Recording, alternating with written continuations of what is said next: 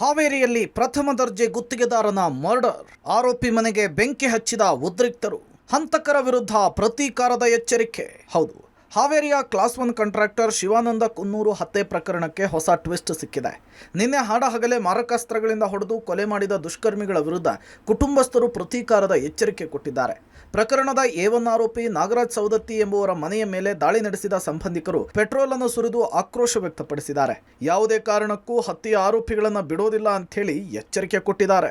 ಶಿಗ್ಗಾವಿಯ class 1 contractor ಹತ್ಯೆಗೆ ಹೊಸ twist ಸಿಕ್ಕಿರುವಂಥದ್ದು. ಈಗಾಗಲೇ ನಿನ್ನೆ ಹಗಲೇ ಕ್ಲಾಸ್ 1 ಕಾಂಟ್ರಾಕ್ಟರನ್ನು ಹತ್ಯೆ ಮಾಡಿರುವಕ್ಕೆ ಕುಟುಂಬ ಸದಸ್ಯರು ಪ್ರತೀಕಾರವನ್ನು ಮಾಡಿರುವಂಥದ್ದು. ಈಗಾಗಲೇ ಪ್ರಕರಣದ A1 ಆರೋಪಿಯಾದಂತಹ ನಾಗರಾಜ್ ಸೌದತ್ತಿಯ ಮನೆ ಮೇಲೆ ಪೆಟ್ರೋಲ್ ಸುರಿದು ಆಕ್ರೋಶವನ್ನು ಹೊರಹಾಕಿರುವಂಥದ್ದು. ಹೀಗಾಗಿ ಎಲ್ಲ ಆರೋಪಿಗಳಿಗೆ ಪ್ರತೀಕಾರದ ಶಪಥವನ್ನ ಮಾಡಿರುವಂತದ್ದು.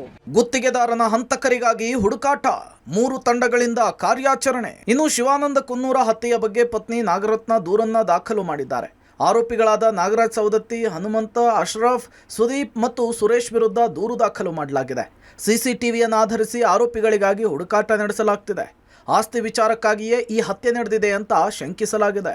ಕ್ಲಾಸ್ 1 ಕಾಂಟ್ರಾಕ್ಟರ್ ಶಿವಾನಂದ್ ಕುನ್ನೂರ್ ಹತ್ಯೆ ಆಗ್ತಿದ್ದಂತೆ ಪತ್ನಿ ನಾಗರತ್ನ ಈಗಾಗಲೇ ಪ್ರಕರಣವನ್ನು ದಾಖಲು ಮಾಡಿರುವಂಥದ್ದು. ಪ್ರಕರಣದ ಪ್ರಮುಖ ಆರೋಪಿ ನಾಗರಾಜ್ ಸೌದತ್ತಿ, ಹನುಮಂತು, ಸುರೇಶ್, ಸುದೀಪ್ ಹಾಗೂ ಅಶ್ರಫ್ ಮೇಲೆ ಈಗಾಗಲೇ ಪ್ರಕರಣವನ್ನು ದಾಖಲು ಮಾಡಿರುವಂಥದ್ದು. ಈಗಾಗಲೇ ಪೊಲೀಸರು ಕೂಡ CCTVಯ ದೃಶ್ಯಾವಳಿಯನ್ನು ಆಧರಿಸಿ 3 ತಂಡಗಳನ್ನು ರಚನೆ ಮಾಡಿ ಆರೋಪಿಯ ಪತ್ತೆಗೆ ಜಾಲವನ್ನು ಬೀಸಿರುವಂಥದ್ದು. ಹೀಗಾಗಿ ಮೇಲ್ನೋಟಕ್ಕೆ ಆಸ್ತಿ ವ್ಯಾಜ್ಯ ಅನ್ನೋ ಶಂಕೆಯನ್ನು ಕೂಡ ವ್ಯಕ್ತಪಡಿಸಲಾಗುತ್ತದೆ. ಪೊಲೀಸರ ತನಿಖೆಯ ವೇಳೆ ಸತ್ಯಾಸತ್ಯತೆಗಳು ಕೂಡ ಹೊರಬರಲಿದೆ. ಕಲಬುರಗಿಯಲ್ಲೂ ರಿವೆಂಜ್ ಮರ್ಡರ್. ಕೊಲೆ ಸೇಡನ್ನು ತೀರಿಸಿಕೊಳ್ಳಲು 3 ಮರ್ಡರ್. ಇನ್ನು ಕಲಬುರಗಿಯಲ್ಲಿ ರಕ್ತ ದೋಕುಳಿಯಾಗಿದೆ. ಕಳೆದ ನವೆಂಬರ್ನಲ್ಲಿ ಸೋಮು ಎಂಬ ರೌಡಿ ಶೀಟರ್ ಹತ್ಯೆ ಮಾಡಿದ ಡಾಬಾ ಮಾಲೀಕ ಸಿದ್ದಾರೂಢ್, ಆತನ ಅಳಿಯ ಜಗದೀಶ್ ಹಾಗೂ ಡಾಬಾದಲ್ಲಿ ಕೆಲಸಗಾರ ರಾಮಚಂದ್ರ ಎಂಬಾತನನ್ನ ಕೊಚ್ಚಿ ಕೊಲೆ ಮಾಡಲಾಗಿದೆ. ನಿನ್ನೆ ರಾತ್ರಿ ರೌಡಿ ಶೀಟರ್ ಸೋಮು ಸಹೋದರರು ಡಾಬಾ ಮೇಲೆ ದಾಳಿ ನಡೆಸಿ ಕಣ್ಣಿಗೆ ಕಾರದ ಪುಡಿಯನ್ನ ಎರಚಿ ಭೀಕರ ಹತ್ಯೆ ನಡೆಸಿದ್ದಾರೆ. ಅಲ್ಲೇ ಇರ್ತೀರಿ ಸರ್ 24 ಗಂಟೆ. 10 ಮನೆಗೆ 1-2 ಆಯ್ತಿತ್ತು. ಹಾಗೆ ಒಂದೊಂದಿನ ಬರ್ತೀರಿ ಮನೆಗೆ. ಒಂದು ದಿವಸ ಅಲ್ಲೇ ಮಕ್ಕೋತೀರಿ. ಒಂದಿನ ನಮ್ಮ ಇದನ್ನು ಬಂದ್ರಂದ್ರೆ ಒಂದಿನ ಅವ್ರು ಬರ್ತೀರಿ. ಮನೆ ಕಡೆಗೂ ಯಾರು ಗಣಸ್ ಮಕ್ಕಳಿಲ್ಲ, ಒಬ್ರು ಈ ಕಡೆ ಬರ್ತೀರಿ, ಒಬ್ಬರು ಅಲ್ಲೇ ಮಕ್ಕೋತೀರಿ. 1-2 ಆಯ್ತಿದ್ರೆ ಕೆಲಸ ಮುಗಿಸ್ಕೊಂಡು ಬರ್ಲಿಕ್ಕೆ. ಅವ್ರಿಗಂತೂ ಯಾರು ದುಸ್ಮಾನ ಇದ್ದಲ್ಲ, ಯಾರು ಹೊಟ್ಟೆಂದು ಏನು ಹೇಳೋಣ ಸರ್. ಎದ್ರ ಸಲಕ್ಕಾಗ್ಯದ ಏನು ಹಿಂಗೆ ಪರ್ಗಳು ಜಗಳ ಆಗ್ಯದ್ರಿ ಸರ್. ಅದ್ರ ಮ್ಯಾಗ ಇವರು ನಮ್ಮ ಇದನ್ನದವ್ರದ್ದು ಹೊಡೆದಿರಿ. ಕೇಸನೂ ಆಗಿತ್ತು. ಮನ್ನಾರು 3 ತಿಂಗಳು ಒಳಗಿದ್ದೇ ಬಂದರಿ ಸರ್. ಅದ್ರ ಮ್ಯಾಗ ಅದ್ರ ಹೆಸರೇ ಎತ್ತಿಲ್ಲ ಅವರು. ಅದ್ರಕ್ಕ ಇವರಿಗೆ ಏನೂ ಸಂಬಂಧ ಇಲ್ಲ ಸರ್. ಯಾರೋ ಮಾಡಿದ್ರು, ಯಾರು ತುಚ್ಚಿ ಮತ್ತು ತೊಗೊಂಡಿಟ್ರಿ ಇವರು. ಒಳ್ಳೆ ಇದ್ದನ್ರಿ ಬಾಪ, ಯಾರಿಗೆ ಅನ್ನಾರ ಆಡೋದು ಒಳ್ಳೆ ಹುಡುಗ.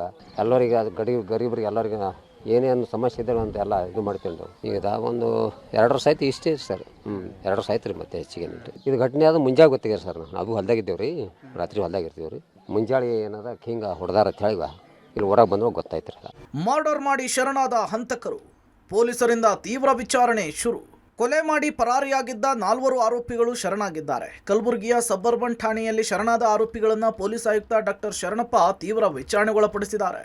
ಕಲಬುರಗಿಯಲ್ಲಿ ನಿನ್ನೆ ತಡರಾತ್ರಿ ತ್ರಿಬಲ್ ಮರ್ಡರ್ ನಡೆದಿದ್ದು. ಘಟನೆಗೆ ಪ್ರಮುಖ ಕಾರಣ ಏನೆಂದರೆ ನವೆಂಬರ್ 12ರಂದು ಸೋಮ ಎಂಬ ರೌಡಿ ಶೀಟರ್ನ ಬರ್ಬರ ಕೊಲೆ ಆಗಿರುತ್ತೆ. ಆ ಒಂದು ಕೊಲೆಯ ರಿವೆಂಜ್ ತೀರಿಸಿಕೊಳ್ಳಲು ಆತನ ಸಹೋದರರೇ ಈ ಒಂದು ಕೃತ್ಯ ನಡೆಸಿದ್ದು. ಸದ್ಯ ಆ ಸೋಮನ ಕೊಲೆ ಪ್ರಕರಣದಲ್ಲಿ ಆರೋಪಿಯಾದಂತಹ ಸಿದ್ದಾರೂಢ ಆಗಿರ್ಬೋದು, ಆತನ ಅಳಿಯ ಜಗದೀಶ್ ಸೇರಿದಂತೆ ಒಟ್ಟು 3 ಜನರ ಬರ್ಬರ ಹತ್ಯೆ ಆಗಿದೆ. ಈ ಕುರಿತು ಸಬರ್ಬನ್ ಪೊಲೀಸ್ ಠಾಣೆಯಲ್ಲಿ ಪ್ರಕರಣ ದಾಖಲಿಸಿಕೊಂಡು ಒಟ್ಟು 3 ತಂಡಗಳನ್ನು ರಚಿಸಿಕೊಂಡು ಆರೋಪಿಗಳ ಬಂಧನಕ್ಕಾಗಿ ಈಗ ಪೊಲೀಸರು ಮುಂದಾಗಿದ್ದಾರೆ. ಕ್ಯಾಮ್ರಾ ಪರ್ಸನ್ ಮನೀಶ್ ಒಂದಿಗೆ ಪ್ರವೀಣ್ ರೆಡ್ಡಿ, ಪಬ್ಲಿಕ್ ಟಿವಿ, ಕಲಬುರಗಿ.